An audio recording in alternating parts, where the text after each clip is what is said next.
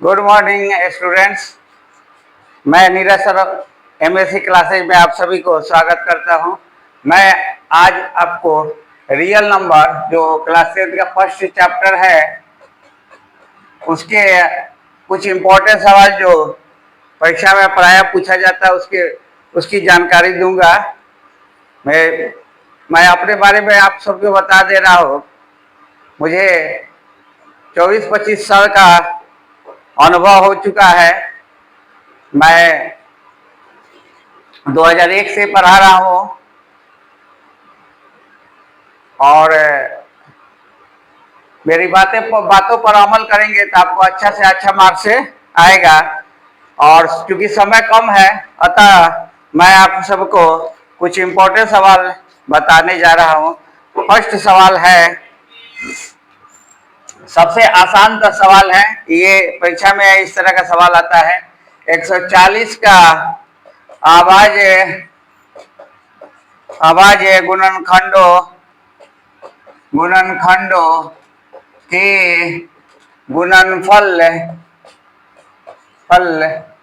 के रूप में व्यक्त करें। सवाल आपका है कि 140 को आवाज गुणनखंडों के गुणनफल के रूप में ज्ञात करें। तो यानी कि इसमें आपको 140 का गुणनखंड तोड़ना है। अब आप पहले जाने की अभाज्य संख्या क्या होती है। तो अभाज्य संख्या जो आप पहले के कक्षा में पढ़ चुके हैं, अभाज्य संख्या वैसी संख्या है जो एक से और अपने आप से कटे, यानी एक से और अपने आप स्वयं से विभाजित हो। जैसे 2 जो है 1 से 2 से कटता है तो ये अभाज्य है। 3 किससे कटता है 1 से और 3 से तो अभाज्य है। 4 1 से 2 से और 4 से कटता है तो ये अभाज्य नहीं है। 5 क्या है 1 से और 5 से कटता है तो अभाज्य है। 6 किससे कटता है 1 से 2 से और 3 से और 6 से डिविजिबल है, इसलिए ये अभाज्य नहीं है। तो जो 1 से डिविजिबल हो ना अपने आप से डिविजिबल हो उसी को अभाज्य संख्या कहा जाता है। तो ये सबसे पहला अभाज्य संख्या 2 है जिसे ये कट जा रहा है। फिर 2 करेंगे तो 35 दूनी 70 जानते हैं लोग, 5 7 35। तो बस है यहाँ लिख देंगे 140 बराबर 2 × 2 × 5 × 7। इस तरह भी लिख सकते हैं या 2 के पावर 2 × 5 × 7। अब इस तरह का संख्या इस तरह का सवाल आपका परीक्षा में आता है ना। आशा कर रहे हैं कि ये सवाल आपको समझ में आ गया होगा। अगर आपको किसी तरह का डाउट हो तो आप कमेंट करें और अपने संदेह को दूर करें। अब अगला सवाल है 2 नंबर सवाल, 510 और 92 का HCF तथा LCM ज्ञात करें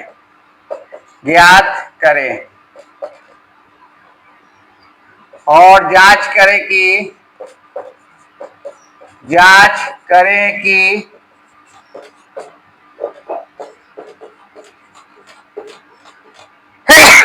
दो संख्याओं का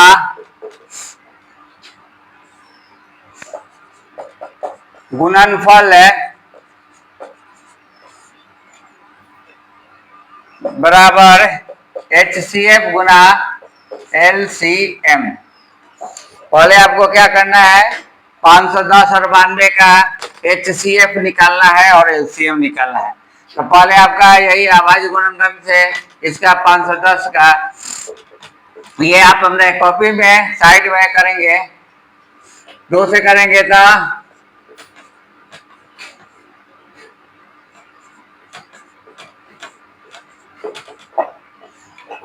510 का हो गया आपका 2 × 5 × 2 × 3 × 5 × 17।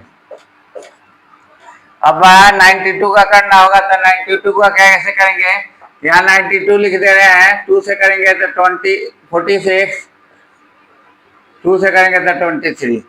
तो 92 का हो गया 2 × 2 × 23।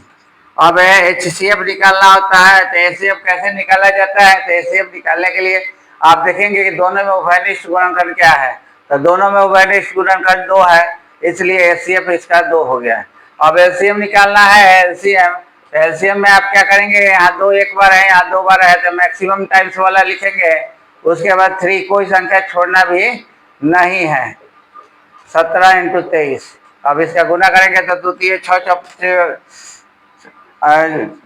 3 दूनी 6 6 12 12 25 60 60 हो गया। 17 हमें 60 से करेंगे 0 6 7 42 6 कम 6 4 10 102 17। और उसके बाद 23 से 3 दूनी 6 3 0 3 कम 3 2 दूनी 4 2 0 2 कम 2 0 6 4 23 460। इसका है क्या है एलसीएम में 23 460। एक बार देख लेते हैं कि इसका आंसर सही है, सही ही होगा। मल्टीप्लाई अगर सही होगा तो आपका आंसर सही होगा। 1.2 का 23 460 आ गया। अब इसका जांच करना है, अब जांच कैसे करेंगे है ना। एक बार इसको फिर से हम समझा दे रहे हैं। 140 का अभाज्य गुणनखंडों के गुणनफल के रूप में व्यक्त करे को अभाज्य 140 को अभाज्य गुणनखंडों के गुणनफल के रूप में व्यक्त करे। 140 का लिखेंगे और इसका यहाँ पर जो गुणनखंड संख्या डालेंगे वो अभाज्य संख्या होना चाहिए। तो 2 से डिवाइड करेंगे तो 17, 2 से करेंगे तो 35, 5 से करेंगे तो 5 7 35। तो आपका हो गया 140 का 2 गुना 2 गुना 5 गुना 7। अब यह 2 बार है तो 2 के बार 2 गुना 5। अब इसका अगला सवाल है 510 और 92 का एचसीएफ और एलसीएम ज्ञात करें। तो दोनों का पहले 510 का एचसीएफ निकालेंगे और उसके बाद 510 का गुणनखंड तोड़ेंगे और 92 का गुणनखंड तोड़ेंगे। तो यहाँ पर सामने आपका गुणनखंड क्या है, अभाज्य गुणनखंड है, और अभाज्य गुणनखंड में ये आया 92 का ये है। अब एचसीएफ निकालने के लिए क्या करेंगे, दोनों में जो उभयनिष्ठ संख्या होगा उसको लिखेंगे। एलसीएम में क्या किया जाता है कि दोनों में अगर दोनों में उभयनिष्ठ है या 3 में उभयनिष्ठ है, मैक्सिमम टाइम्स जो आया होगा उसी को लिखेंगे। तो यहाँ 2 एक बार है, यहाँ 2 बार है तो 2 बार वाला लिखेंगे। और कोई संख्या छूटना भी नहीं चाहिए तो 3 लिखेंगे, 5 लिखेंगे, 17 लिखेंगे, 23 लिखेंगे। अब इसका जांच करना है। एचसीएफ एलसीएफ तो निकल के आप जांच करने के लिए क्या करेंगे, संख्याओं का गुणनफल, 2 संख्याओं का गुणनफल, 2 संख्याओं का गुणनफल। 2 संख्या आपका क्या क्या है, 510 और गुना 92। अब है उसके बाद यहाँ मल्टीप्लाई करके लिख दीजिएगा। अब है उसके बाद एचसीएफ इंटू एलसीएम। एचसीएफ आया 2, एलसीएम आया 23 460। अब गुना करेंगे 0 2 6 के 12 2 4 8 1 9 23 2 46। यहाँ भी करेंगे तो यही 46 920 आएगा। यहाँ देख लीजिए,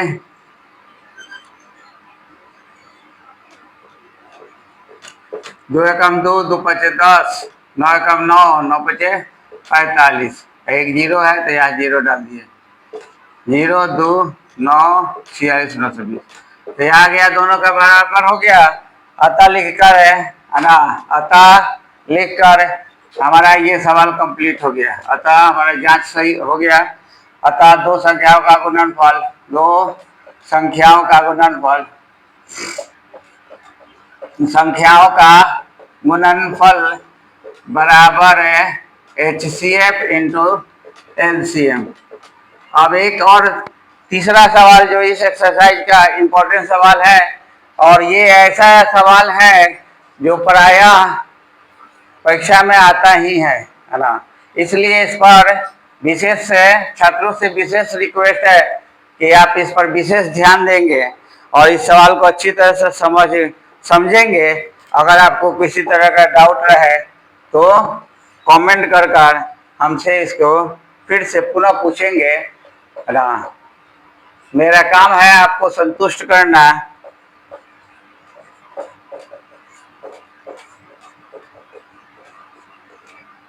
एलसीएम 306 और 657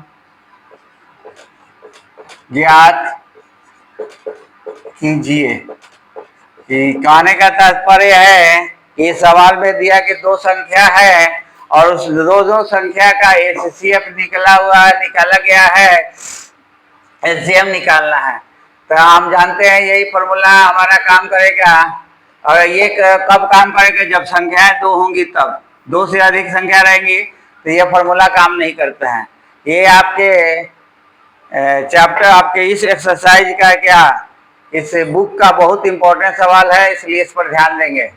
तो पहले लिखेंगे, चूंकि या हम जानते हैं कि HCF दो संख्याओं का गुणनफल, दो संख्याओं का गुणनफल बराबर HCF इंटू LCM। दो संख्या हमारा कौन कौन सा संख्या है? तो 306 और 657। आपका HCF कितना दिया है? 9 और LCM निकालना है। या LCM बराबर 306 गुना 657 बटा 9, 9 तिया 27, 9 36।